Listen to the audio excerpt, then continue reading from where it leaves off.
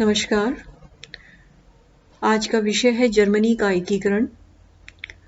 विद्यार्थियों, जर्मनी का एकीकरण भाग 1 में आप जर्मनी के एकीकरण में उपस्थित बाधाओं और जर्मनी के एकीकरण में सहायक तत्वों के विषय में जानकारी प्राप्त कर चुके हैं।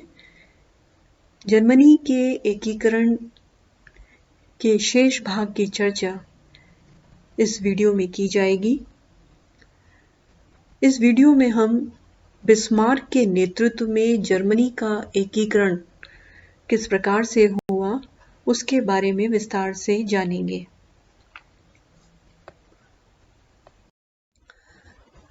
प्रशा के सम्राट विलियम प्रथम ने 1865 में ओटो वान बिस्मार्क को चांसलर पद पर नियुक्त किया था। बिस्मार्क प्रशा के नेतृत्व में जर्मनी का एकीकरण करना चाहता था और वह यह बात अच्छी तरह से जानता था कि इसके लिए ऑस्ट्रिया को परास्त करना आवश्यक है और इसी कारण चांसलर का पद ग्रहण करने के बाद ही बिस्मार्क ने प्रशा की सैनिक शक्ति का विस्तार करना शुरू कर दिया था।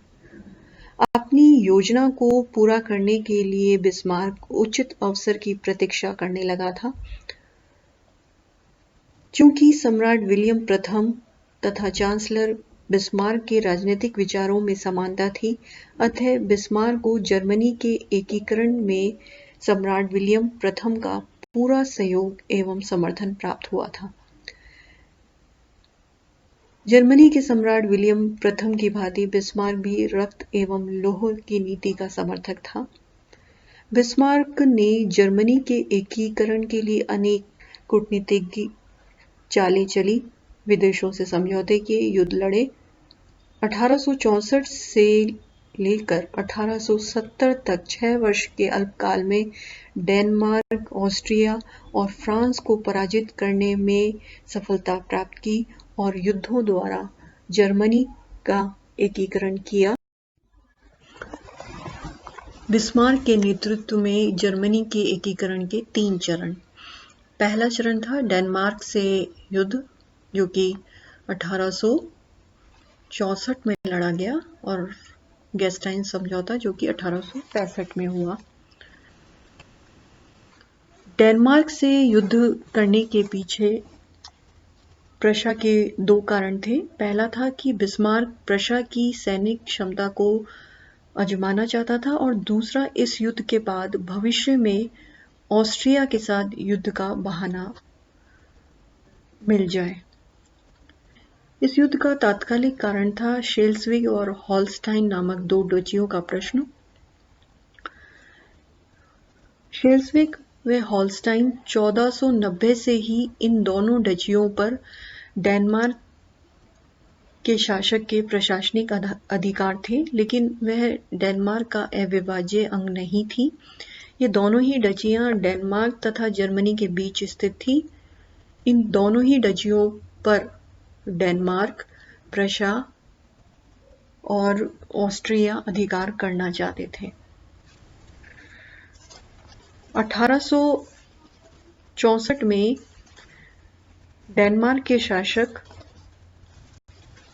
क्रिश्चियन नवम ने इन डचियों को अपने राज्य में मिलाने का प्रयास किया, तो ऐसी स्थिति में प्रशा के चांसलर बिस्मार्क ने ऑस्ट्रिया को साथ लेकर 1864 में डेनमार्क के विरुद्ध युद्ध की घोषणा कर दी और इस युद्ध में डेनमार्क पराजित हुआ और पराजित होने पर अक्टूबर 1864 में उसने वियना की संधि स्वीकार कर ली और इस संधि के तहत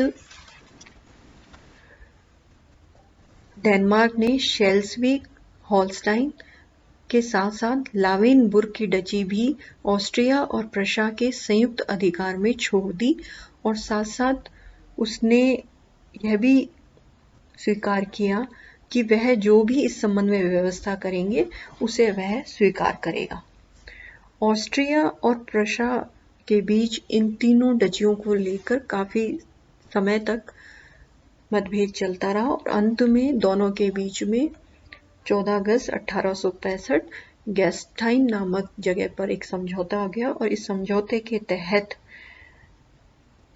यह निश्चित हुआ कि लावेनबुर्ग की डची प्रशा को बेच दी जाए, शेल्सविक प्रशा के पास रहे और हॉलस्टाइन ऑस्ट्रिया के अधिकार में रहे। कील के बंदरगाह पर ऑस्ट्रिया और प्रशा का संयुक्त अधिकार रहा, किंतु प्रशा को वहां किलेबंदी करने का भी अधिकार मिला। गैस्टाइन समझौता बिस्मार्क की एक महान कूटनीतिक विजय थी। बिस्मार्क ने इस समझौते के द्वारा ऑस्ट्रिया के साथ संघर्ष करने की काफी गुंजाइश रख छोड़ी थी, क्योंकि ऑस्ट्रिया को हॉलस्टाइन अवश्य मिला था, लेकिन यहाँ की जनता जर्मन थी और यह हॉलस्टाइन प्रशा की सीमा से एकदम सटा हुआ था। तो भविष्य में कभी भी प्रशा आसानी से यहाँ पर ऑस्ट्रिया के विरुद्ध असंतोष और उपद्रव फैला सकता था।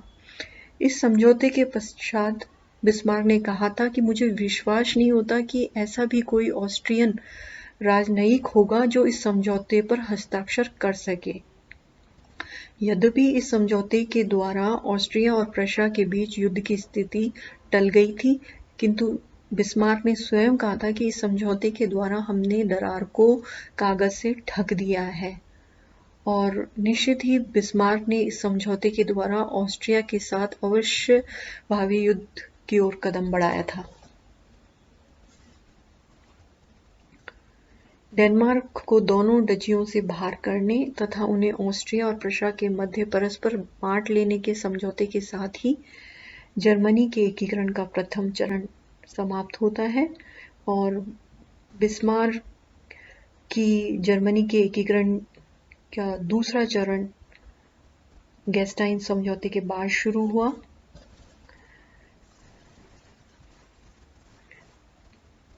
शेल्सविक व हॉलस्टाइन की जो ये दोनों डचियां थी, प्रशा व ऑस्ट्रिया के मध्य विवाद का कारण बनी रही, क्योंकि दोनों ही इस पर अपना अधिकार करना चाहते थे, दोनों ही इसे अपने राज्यों में मिलाना चाहते थे। और जहां तक बिस्मार्क का प्रश्न है, वह तो ऑस्ट्रिया के विरुद्ध पहले से ही युद्ध चाहता था, क्योंकि ऑस्ट्रिया को पराजित किए बिना जर्मनी का एकीकरण संभव नहीं था। तो इस प्रकार युद्ध के लिए वह कूटनीतिक तैयारी पहले से ही कर रहा था। उदाहरण के लिए उसने इटली एवं फ्रांस के साथ गुप्त समझौते कर लिए थे और उस समय इंग्लैंड शानदार अलगाववाद की नीति पर चल रहा था, इसलिए उस इंग्लैंड से भी यूरोपीय मामलों में हस्तक्षेप करने की आशा नहीं थी। रूस के जार को भी उसने 1862 में जब पोलैंड का विद्रोह हुआ था, तो उस समय जो सैन्य सहायता प्रदान करी थी, तो उससे रूस का समर्थन भी प्रशा को मिल गया था। तो इस प्रकार उसने ऑस्ट्रिया को अपने कूटनीतिक चातुर्य से प्रशा ने ऑस्ट्रिया को लगभग मित्रविहीन कर दिया था और अंततः शेल्सविक व हॉलस्टाइन के प्रश्न पर प्रशा का ऑस्ट्रिया के साथ युद्ध प्रारंभ हो गया और यह युद्ध जून 1866 में लड़ा गया और इस युद्ध में ऑस्ट्रिया को किसी भी अन्य देश ने सहायता नहीं करी और वह तटस्थ रहे। परिणाम यह हुआ कि सडौवा के युद्ध में ऑस्ट्रिया पराजित हुआ और पराजित होने पर अगस्त 1866 में ऑस्ट्रिया को प्रशा के साथ प्राग की संधि करनी पड़ी और इस संधि के अनुसार ऑस्ट्रिया ने 39 जर्मन राज्यों के उस जर्मन संघ का अंत कर दिया जिसका वह स्वयं अध्यक्ष था और इस संघ के स्थान पर उसने उत्तरी जर्मन राज्यों के एक नए संघ को मान्यता प्रदान की जिसका अध्यक्ष प्रशा का सम्राट बना और इस प्रकार उत्तरी जर्मन राज्यों का प्रशा के नेतृत्व में एकीकरण हो गया। इस संधि के साथ एक प्रश्न यह भी उठता है कि बिस्मार्क ने ऑस्ट्रिया के साथ इतना उदार व्यवहार क्यों अपनाया। इसके पीछे कारण यह था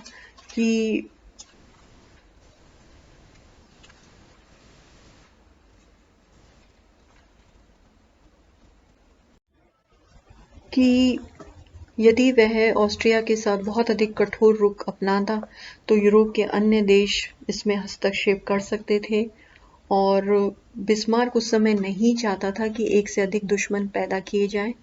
इसके अलावा उसको इस बात का भी ज्ञान था कि भविष्य में फ्रांस के साथ भी युद्ध होगा और उस स्थिति में वह ये चाहता था कि ऑस्ट्रिया तटस्थ रहे और यदि वह उस ऑस्ट्रिया के साथ कठोर रुख अपनाएगा तो ऐसी स्थिति में ऑस्ट्रिया हमेशा के लिए उसका दुश्मन हो जाएगा। और बाद की जो घटनाएं घटित हुई उससे यह सिद्ध कर दिया कि बिस्मार्क ने स्थितियों का बहुत ही सही आंकलन किया था और इस युद्ध के पश्चात प्रशा की स्थिति अत्यंत महत्वपूर्ण हो गई। उसकी सीमाएं काफी दूर दूर तक फैल गई। प्रशा को 27,000 वर्ग मील का भूभाग प्राप्त हुआ। अब उसे कील का बंदरगाह भी मिल गया। संपूर्ण उत्तरी जर्मनी का संगठन करके प्रशा उसका अध्यक्ष बन गया। इस युद्ध के पश्चात प्रशा को यूरोप का शक्तिशाली एवं महत्वपूर्ण राज्य और बिस्मार्क को यूरोप का प्रभावशाली राजनीतिज्ञ समझा जाने लगा। तो इस प्रकार जर्मनी के एकीकरण का दूसरा चरण समाप्त हुआ। अब आइए जर्मनी के एकीकरण का तीसरा चरण, फ्रांस के साथ प्रशा का युद्ध और फ्रैंकफर्ट की संधि। सेडोवा में ऑस्ट्रिया की पराजय के बाद उत्तरी जर्मनी का प्रशा के नेतृत्व में एकीकरण हो गया था, परंतु अभी भी दक्षिणी जर्मनी के राज्यों का एकीकरण शेष था और जिसके बिना जर्मन एकता अधूरी थी। इस उद्देश्य की प्राप्ति के लिए दो प्रमुख बाधाएं थीं। एक तो दक्षिणी जर्मन राज्य प्रशा के वैभव एवं उसके बढ़ते हुए महत्व एवं शक्ति से जलते थे और प्रशा के नेतृत्व वाले उत्तरी जर्मन संघ में शामिल होने को तैयार नहीं थे।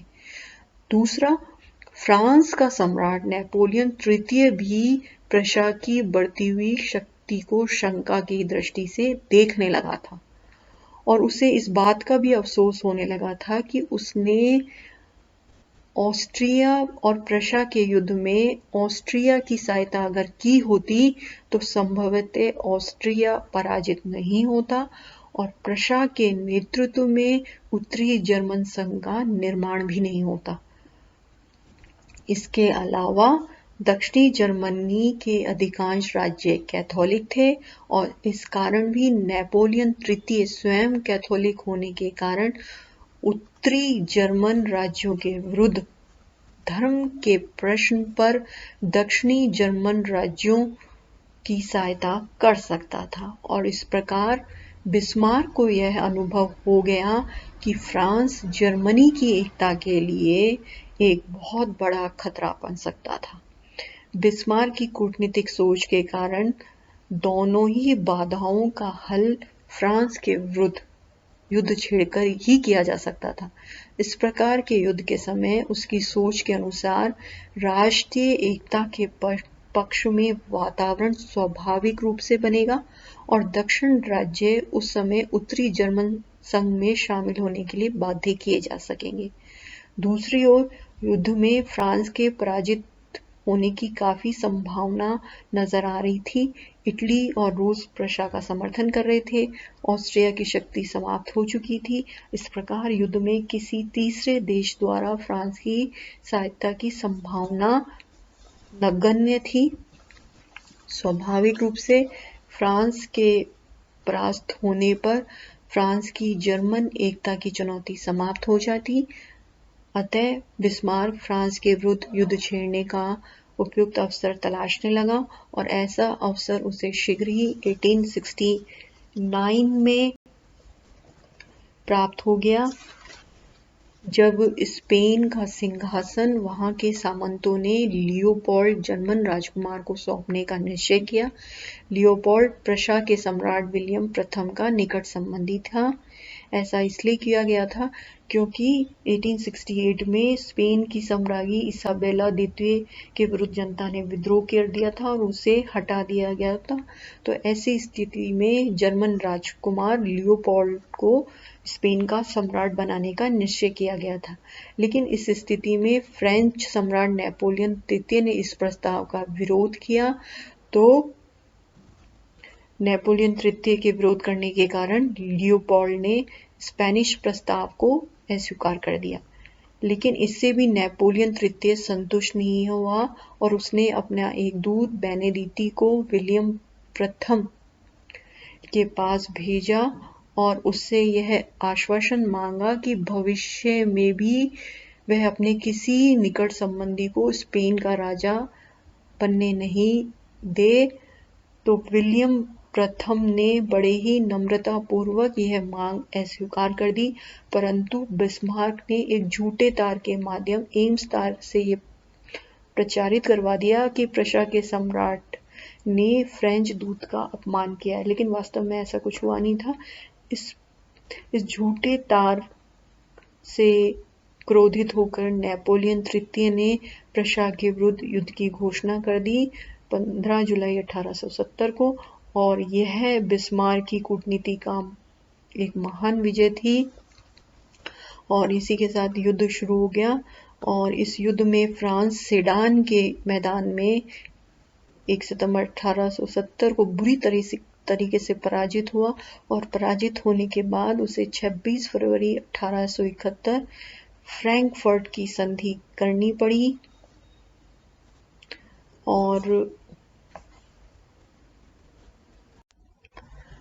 फ्रांस को मेज, स्ट्रासबर्ग, एलास व लॉरेन जर्मनी को देने पड़े। फ्रांस पर 20 करोड़ पौंड हर्जाना लगाया गया और जब तक ये रकम नहीं चुकाता तब तक जर्मन सैनिक फ्रांस में रहेंगे और फ्रांस ही उसका खर्च वहन करेगा। और बिस्मार्क ने दक्षिणी जर्मनी के राज्यों को जर्मन संघ में मिला लिया और इस प्रकार जर्मनी का एकीकरण पूर्ण हुआ।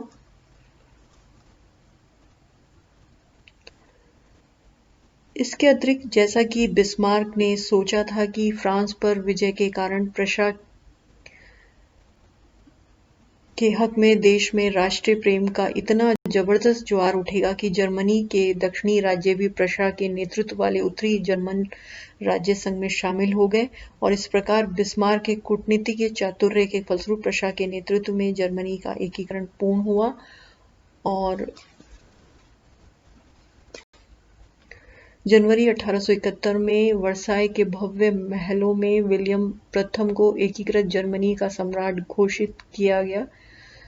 यह इतिहास की विडंबना ही रही। जिन महलों में जर्मनी ने जीत का जश्न मनाया, वहीं पर 1919 में अपनी हार का हस्ताक्षर भी किए। धन्यवाद।